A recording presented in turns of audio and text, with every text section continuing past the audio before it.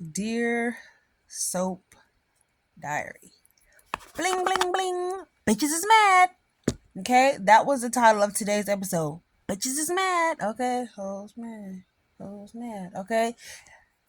End of the day, long story short, short story long, Nina's check cleared. Okay. Nina's mother effing check cleared. And Rick is going to and is content to pretend he's doing this work pro bono to get in the good, beautiful graces of Elizabeth Weber. Okay.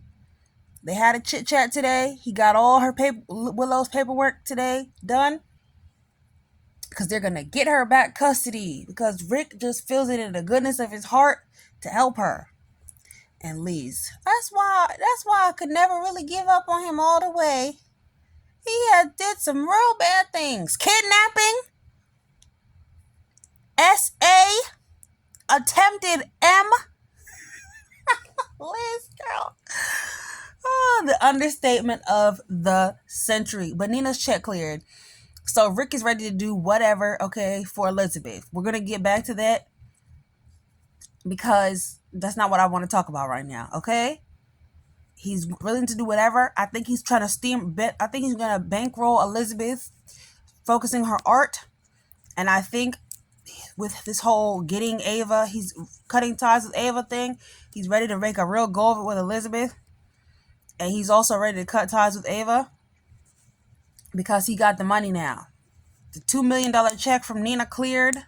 He's like, I don't even really need this blackmail stuff. It's illegal anyway. I'll be just fine. Okay? Bring, bring, bring. Bitches is mad. Okay. And I came to the Metro court. She said, get this goddamn dog out of my house today. I'm sorry. Get this goddamn dog out of my house today. But she wanted the dog out, and they were like, oh, but we gotta go to work. Yeah, we gotta go to Dalton's house and do his lecture. We gotta go to the lecture hall. And I was like, all right, bet. Hello, lecture hall. When the last time y'all had an inspection? Since February 29th. Bet. It's the police. Can y'all get an inspection on the books? So Emma finds out that the inspection is happening and that the lecture is canceled. She's like, I know this is my grandmother. I know my grandmother had something to do with it. Here go Geo Goofy self. You really think your grandmother would go that far? You never met that grandmother then, for real. So Geo's was planning to basically fall on his sword, take one for Emma, go in the lab. If he got caught, he was like, I can get out of it. I don't have any prior charges. Sonny's my grandpa.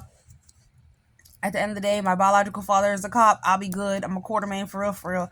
I'm still relying on those family connections, and I do miss them. But I can help you, Emma. And she's like, I really don't want you to do this. But at the end of the day, it's a moot point because none of them are going anywhere. Trina comes to the pool with fresh braids, and that's about it. All I have to say about her. She got the front of her braids touched up. Looked like she got the whole thing redone, if you ask me. Now look at this picture, but Trina got her braids refreshed for the summer, and she's talking to Emma. I thought she would have had something to say about her own life, but instead she's like, I got a message from Joss. She said, don't mess with Dalton. And look, don't mess with Dalton. Trina, I understand Joss is friend. Joss is my best friend, and I'm listening to her. I trust her. She may be wrong all the time, rude, insensitive, self-centered, and inconsiderate, but I trust her. She's my best friend. And then she just disappears. She had a bathing suit on, and it was like up to her stomach. It looked like what we call in Jamaica a baggie, like granny panties. I don't know. But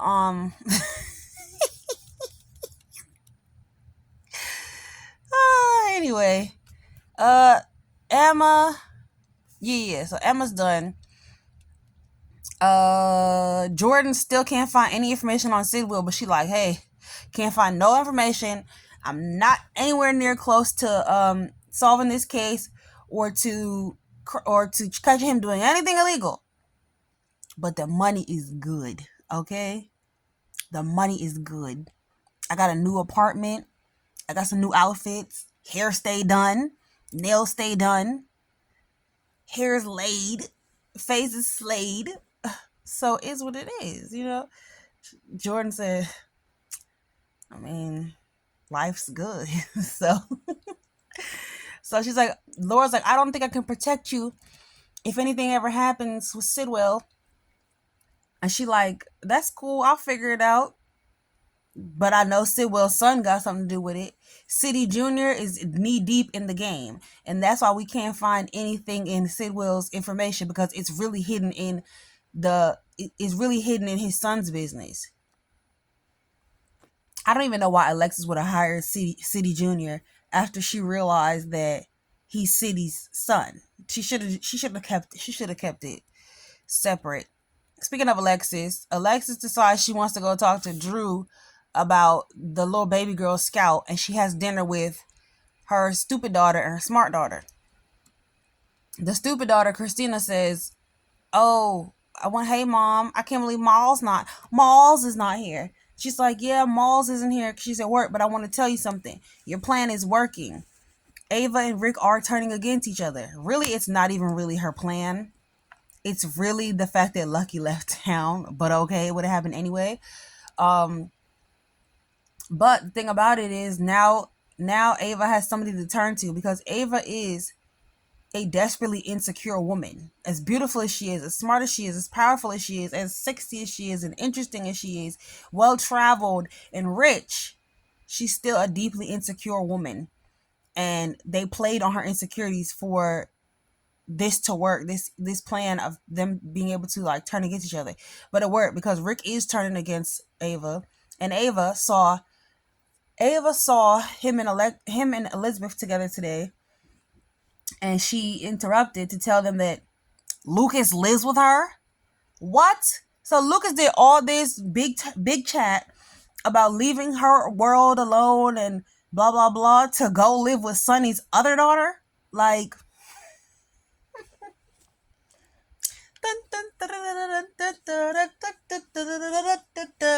you hear the clown music? A mother effing clown, okay? So Lucas does all this to go live with Ava. Ava's part of the mob. Ava's still mixed in with Sonny. Ava has a child with Sonny. That little girl is also your cousin. She's Donna's sister. Her father is Sonny. So you're still in a place where Sonny's children are, and the mother of Sonny's children. What was the... Moving on, she drops off some keys and says, "Oh, this is for my nephew." And Rick and her have a little chat. Like, she like, "I guess you miss me." He like, "I always miss you." She's like, "I never would have known it because we don't talk to each other no more." He's like, "I saw you hanging out with a bum." And she's like, "And I saw you hanging out with a bitch."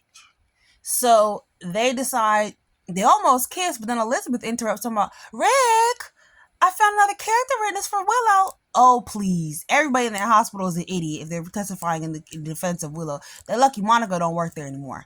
But, at least I don't think so.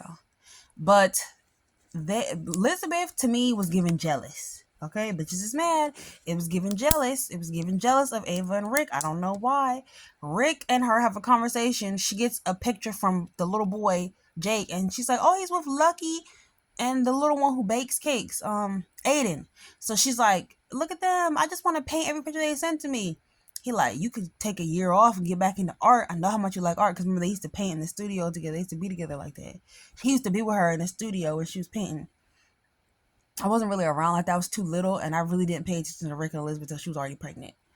I don't know where I disappeared to. Look, I was like 8 or 9. Let's see. So he's like, if you find a rich benefactor to take care of you, whole T, he looking to be that rich benefactor to take care of her.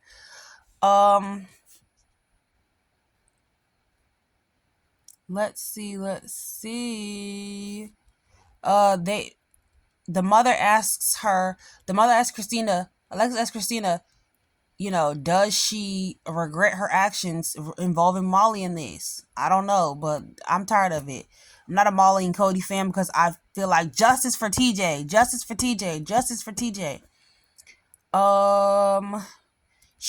Alexis goes to Drew and's like, "Can I please take Scout out?" And he's like, "Hell no, you can't take Scout nowhere. We moving to DC. We gonna look at houses." He don't want to move to no goddamn DC. He just wants to spy. He just wants to spy Alexis. He loves having power over people. He's an evil bitch. He tried to flex his power muscles over City, and City was like, "You cannot flex over me, boy. I can really kill you. I really put in the ground. Okay, you'll be dead very soon, messing around with me, bitch. You think I'm Sunny? Yeah, no. I'll really shoot. Okay, and it won't be me. Okay, you'll really be dead messing around me. You need to leave it alone." He's like, "Are you threatening me?" He's like, "No, but I'll make your life hell." Boy, bye. Oh, long necked. Cut you. You know what? That giraffe needs to get out of here. Anyways, Felicia sees her stepson at the pool, who shouldn't even be her stepson because that's a pointless storyline. And she says, "Hey, you want to come to the barbecue? You invited to the cookout?" He goes, "Yeah, I love coming to the cookout. I'm okay with coming to the cookout. I don't have any outstanding warrants right now."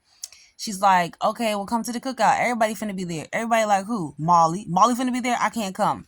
Boy, bye. Your dad wants you at this cookout. You're not even supposed to be his son. This is a pointless storyline. You better come to the cookout. He's like, "You right. I'm gonna come to the cookout." So he sees Ava. They start texting because Ava saw Rick and Elizabeth together and was like, "Let me go text my boo. I'm desperate." So she goes and looking for some attention and validation. Big 50-year-old woman still looking for attention, evaluation, and validation. Poor thing, honey. Low self-esteem is up. Please raise your self-esteem if you have low self-esteem. I'm begging you before you end up like this. She goes and meets up with Cody. A lot too much stuff be happening in these episodes. Too much. They got too many characters. I like Beyond the Gates. It'd be like 8 characters a day. There's been too many people. We haven't even got to like half the goddamn people in the episode yet. Alexis. Didn't we already talk about Alexis? Anyways, Alexis. It was a little bit my cousin named Alexis. Everybody said Alexis when they call him. Alexis is such a funny name for boys. It's cute, but it's always like you looked at him and said Alexis. Let's see. I don't know. Where do we leave off? Let's just figure it out. We was talking about something. We'll come back to it. Oh damn, I really forgot. Laura meets up with Anna, and somebody from her neighborhood is like, "Yeah, I've been looking for you, Anna. I heard you got a dog in there." Anna was like, "What dog? I don't got no dog." They said, "This is what your dog sound like." He sound like woof woof woof. And then the dog went woof woof woof, and they were like, "Damn, shut up, Outback. Damn, now we can't find nowhere else for you to go." And they like, "Yeah, she got a big mouth, so you gonna have to move out, or the dog gonna have to find somewhere else to go." City meets up with Jordan and Lucy. Lucy like, "Wow, can we be more than friends?" He's like, "I didn't want to assume." And she was like, "Boy, you can have it any day and twice on Sunday because I heard you got a bag. You rich as hell, bro. You rich as hell, Papa. Can I get that? Can I get that D off you? You rich as hell. You know I don't care about. I only care about $1. I don't follow rules." So he like, "She, you gave me the go ahead. We could get it popping. Here go Lucy. Go ahead." So she finna be in the bed with another rich nigga. What else? Jordan still hasn't found anything on him, but Lucy tells them about the Sunny deal and how Tracy was the one that voted in their favor and Maxie was the one that didn't. And her stepfather is the police commissioner, so they just like worried about her if she gonna tell on them. Sidwell tells Drew, "I'm not the one to be played with." He's like, "Give me what you got on Sunny." He goes to Martin. Martin's like, "Why are you still trying to do this? Are you trying to hope she's gonna throw herself at you and take off her drawers for you again?" He's like, "No, I just want her to see how much we love each other again." It was too goddamn much.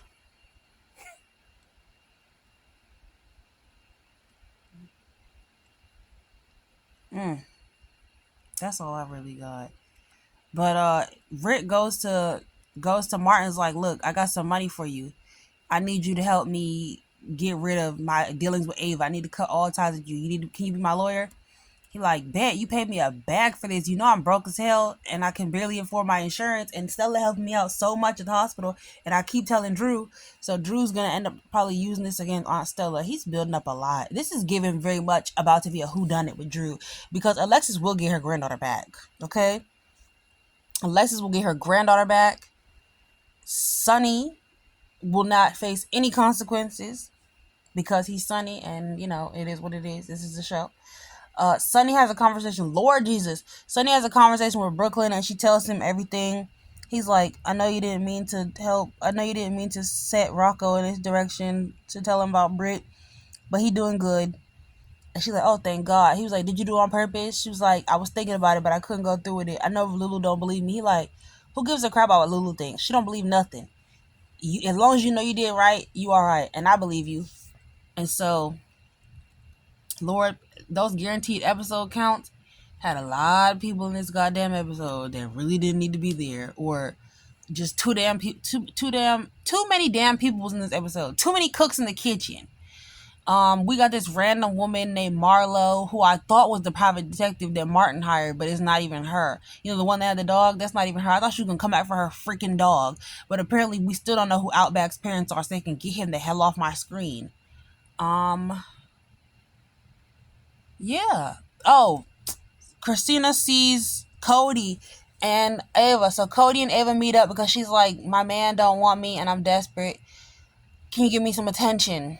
And they meet up, and she's like trying to seduce him by rubbing ice on herself. And then she's like, I'll rub some ice on you so you can feel how good it feels. And he was like, ooh, this feels so good. But the last time I got this close, you smacked the shit out of me. And she was like, try again, boy. Try your luck again. Bet I won't smack the shit out of you again. And he like, yeah.